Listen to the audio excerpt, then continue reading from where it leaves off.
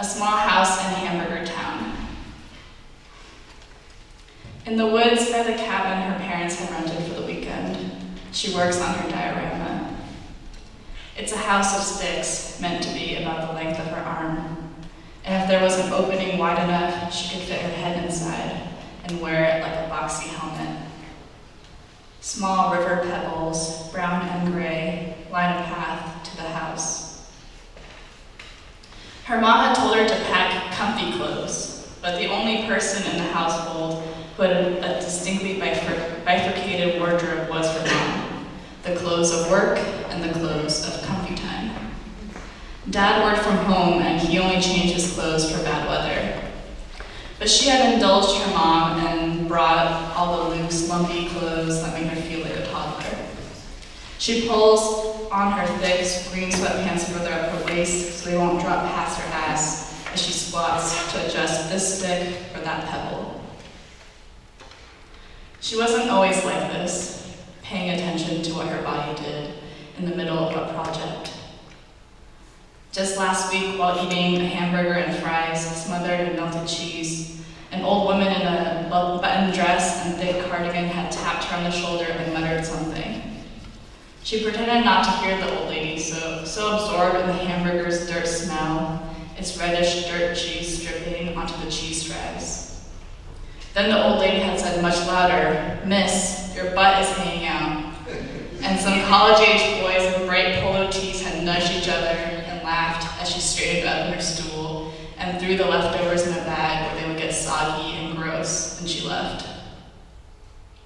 She hates the college boys, always drunk and high, wandering the town together. You couldn't get away from them until the summer. They didn't care how old you were, they still said nasty things that ran around in her mind at night. She hates the prissy white ladies even more, and now that voice is in her head, getting in the way of something far more important. She dusts herself off and heads towards an embankment of moss lining the tiny creek in the otherwise uninterrupted carpet of brown oak leaves. This time, when she crouches down, she lets her ass hang out. "Fuck them all," she whispers into the babbling water, which talks to itself and pays no attention to the words of people, nasty or not. The house, she decides, should have a moss embankment. If she had time to get fancy, she would try to make a trickle of water somewhere to the left of the house. The house starts to come apart in the car seat. She screams at her dad to drive slower, but it can't really be helped on these dirt back roads. The car rattles. Her ear canals itch and skull shaking. He threatens to throw the whole thing out the window. Her mother reminds him it's a school project and he could be a little more supportive of his daughter's academics. He doesn't say anything after that. As they sit in the tense silence that replaces conversation, the rattle of dirt and pebbles bouncing around in the house sounds like the inside of an instrument designed to drive her dad crazy. Her mom's ears prick up like their muscles have invisible antennae attached to them. Is he mad? Why is he mad? She looks out the window into the dark woods they've left behind. By the time they pull into the long gravel driveway, the slow crunch of "it's all over now," the house she built in the woods is a pile of rubble. "Home, sweet home," her dad groans as he stretches his way out of a 10-year-old sedan they've all outgrown. His cliches are his way of marking time and space, steady as a clock in his office. She has been asleep. Now waking up, she feels younger. A baby anger moves its way out of her into the familiar air of their home. She peels the moss from her cheek. "Feral cat butts in space," she mutters, to dispel some of that baby anger. She can't have a tantrum about all this now. What was that? Her mother's freaky ears hear everything. They could probably pick up the steady beat of the war drums of her baby anger. "I am the calmest pickle in the universe," she says. Her mom rolls her eyes and nods. "Okay, calm pickle." Things fall back into their designated space. Her dad doesn't even yell at her about all the dirt in his car. He has stopped caring about the trash bucket, or at least it is hoping to cultivate an atmosphere of general malaise around said trash bucket so that her mom might agree to them getting a new car. In a rare moment of insight, or maybe because her mom said something, he seems to sense her disappointment and doesn't mention the mess of the stick house. He drives her to school on days when it rains, and it rains a lot in mid-March. The rain makes her think of the creek that listens. She fingers the dirt still stuck in the crevices of the car, especially the seat stitching which catches on her nails, making steady, almost silent beats. School is chaos. In sixth grade homeroom, she picks up bit by bit that while it's been raining during the day, the rain freezes at night, and that many college kids driving home at night have slid on this ice and met their deaths. Some of these kids are locals, which was what the stir was about. They're the older sisters or brothers or cousins of kids in her classes, whose teachers are now her teachers, whose parents are pillars in the community, people she sees at the grocery store or the ice cream store. It was happening at a pace that shocked their small town, and some of these students were not locals, so that was bringing national attention to the state of the roads, the prevalent culture of binge drinking, and the lurking tragedy of a small college town in the Rust Belt of America, where there was nothing to do but drink and drive. She watches the teachers confer with each other in the halls between classes, whispering and frowning. Miss Henley announces their project is delayed at least for a few days, and the principal has decided on optional half-days. This essentially means they will only be open in a kind of babysitting capacity, so that the parents aren't pissed off. But since so many people are impacted, they can't just move on with the curriculum. When she gets home, she tosses herself into bed, and the nagging thoughts begin. These thoughts are moths, and they flit around, banging blindly into her hair, eyes, mouth, armpits, chest, ears. The moths carry scenarios of bad luck or death. She thinks that they might stick one day. One moth that keeps hitting her cheek is the one that whispers, "It could have been you and your family that skid on the ice on the way back from the woods. But we couldn't stick to you then. You had the magical house with you that kept us from sticking, and so we had to get those kids." She tries to fling the moths and their terrible whispers away from her and moves to the living room. Her dad is scowling into his laptop. "You look sort of like how I feel," he says, seeing her face. "Did you ever have weird superstitions?" She moves her face muscles, suddenly seizing up with the tension of asking him a real question and not being sure how serious or unserious she should look about it. Weird superstitions. I did for a long time force myself to suddenly stop shaking my leg. Anytime I would catch myself, it was just a nervous habit, I guess, but my grandmother always said, "All the good things leave if you shake too much." She nods. She had met her great-grandmother when she was younger. She remembers drinking something that was full of translucent seeds, like alien babies. She had closed her eyes and run her tongue over all the alien babies stuck in her teeth, imagining how they would grow up in her mouth and burst through the flesh and bone of her mouth. When she opened her eyes, she saw her great-grandmother looking directly into her as if she could see that alien future.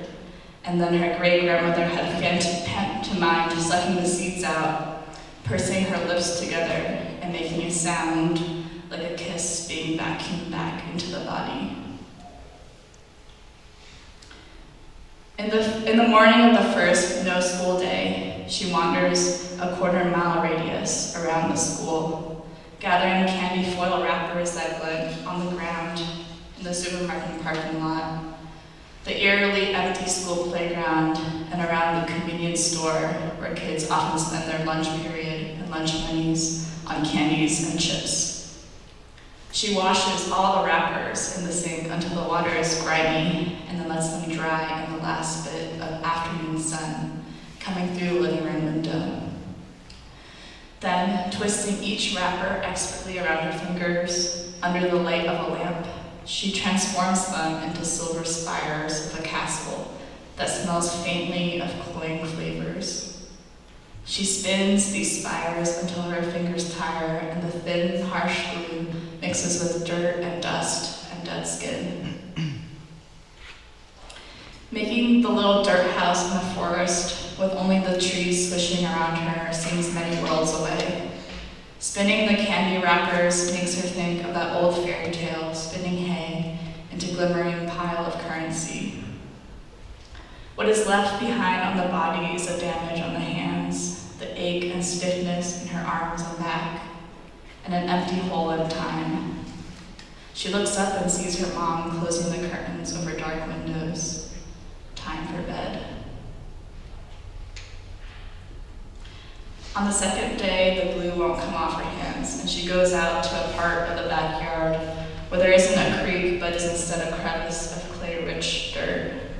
There may have been a creek there a long time ago, her dad told her once, in his fake sad tone, like he was reading a book that was too far away to really see, and it strained his eyes and depleted him of all life energy or connection to the present moment, and all he could muster was a bland gesture of loss about a past that was neither his to claim nor rooted in facts or history or cursory research.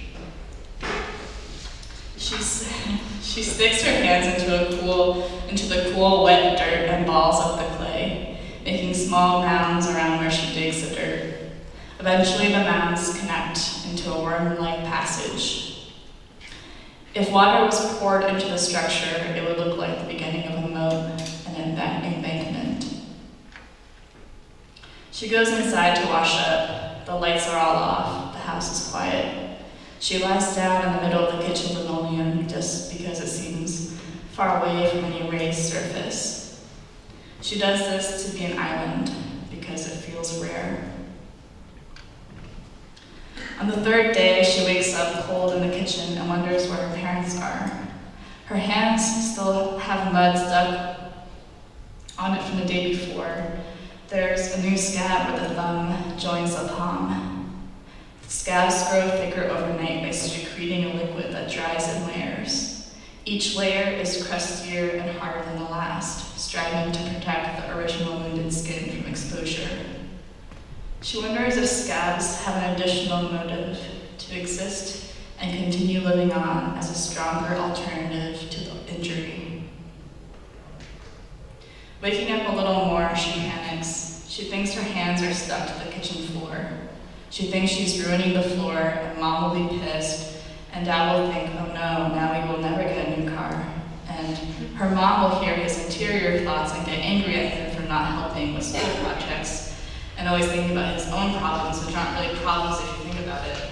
But he never really does think too carefully about his actions, does he, like that last summer? But this thought is interrupted by a realization that her limbs are not stuck to the kitchen floor. She can move her hands freely, but the whole floor is moving with them like a weightless, gluey substance that snaps back to the appearance of a solid linoleum floor when she puts her hands down. As her eyes adjust to the dim, early morning light, she also sees that the kitchen floor is no longer a pale linoleum with pink parallelograms, but made of a thick mud with a clear, slick layer on top that reflects the sun so brightly that she thinks she might black out from so much light in her eyes. Clouds move into the horizon and save her from that fate. She slowly pulls herself up to a sitting position and can see the walls getting pulled into the middle of the floor, but they are made of mud too. She shifts one leg under herself to use it as leverage, to leverage her torso up from the ground, but loses her balance and then falls with a loud thud. Pieces of dry clay fall from the ceiling. Looking up, she nearly loses all her bearings again, as the light from 1,000 crystal and silver spires refract the sun, sending strange colored lights into her eyes. She rubs her bruised tailbone and her body crumbles. She sends a psychic pickle to her mom, closing her slick eyes, imagines these pickle slices coolly ignoring the feral cats who would like to be their companions, or help set pickles with their projects. No more projects, these 9 pickles say. The feral cats are secretly hurt, but strive to interpret this response from the pickles with generosity. No doubt the pickles will continue to play power games while maintaining that their desire is to simply disappear. This uncertain boundary indicates that further negotiation, conversation, and building of shared experiences together might be required. When another cloud comes, she thinks, the feral cats and the psychic pickles might make a run for it and help each other to the creek, where they could negotiate their alien life while swimming in the shadows away from the fear-cramped kitchen.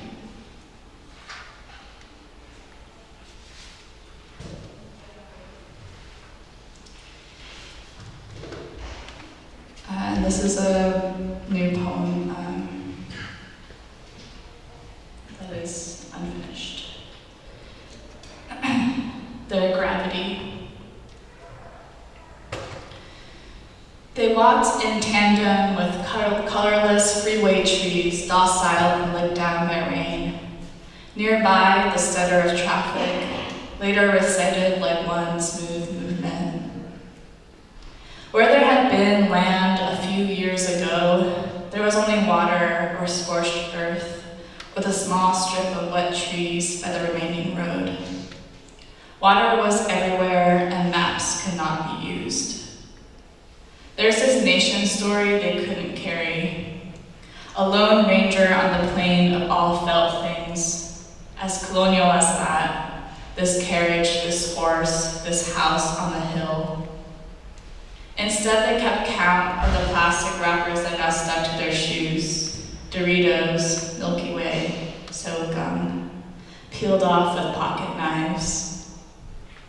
Instead, they carried forks, plates, spoons, cups and mugs, pots and pans, huge bowls and platters, latex or nitrile gloves, tongs, coolers, ice, lemon and limes, cooking oils, veggie broth, potatoes, rice, beans, lentils, salt and pepper, garlic, blankets, tarps, toilet paper, batteries, lights, flashlights, candles, folding tables, buckets with lids, rain gear, garbage bags, dry, clean socks, oh so important. Large plastic containers with lids, sunscreen, vinegar, gauze bandages, herbal first aid, milk of magnesia, non-toxic paint, paintbrushes, cardboard paper, wheat flour, newspapers, magazines, markers, crayons, chalks, scissors. Sometimes they danced.